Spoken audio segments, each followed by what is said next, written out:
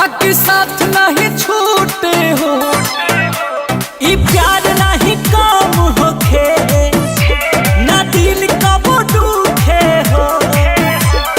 धन धन भइल जिंदगी तोहके पाए के, कि हमहू जान से ज्यादा माने ले हो अपना भाई के। तो हमहू जान से ज्यादा मानी ले हो अपना भाई के।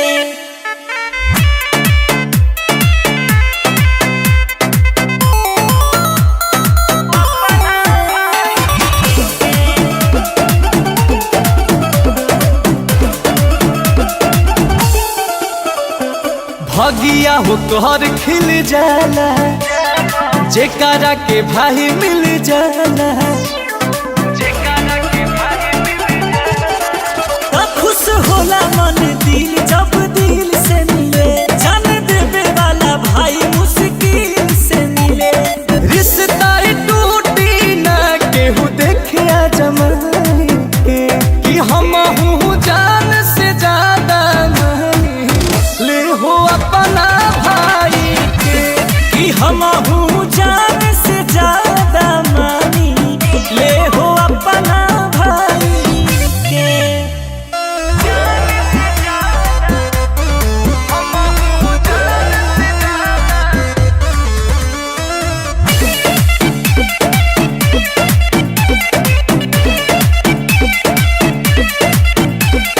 साथ बाटे जन्म जन्म के, भूली हो न कहबो तू हमके।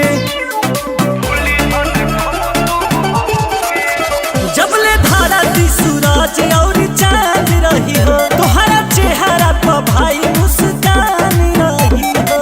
अंकुश राजा लेखा गौतम साथ निभाई के, कि हमहू जान से ज्यादा मानी ले हो अपना भाई। तो हमहू जान से ज्यादा मानी ले हो अपना भाई। कि हमहू जान से ज्यादा मानी ले हो अपना भाई।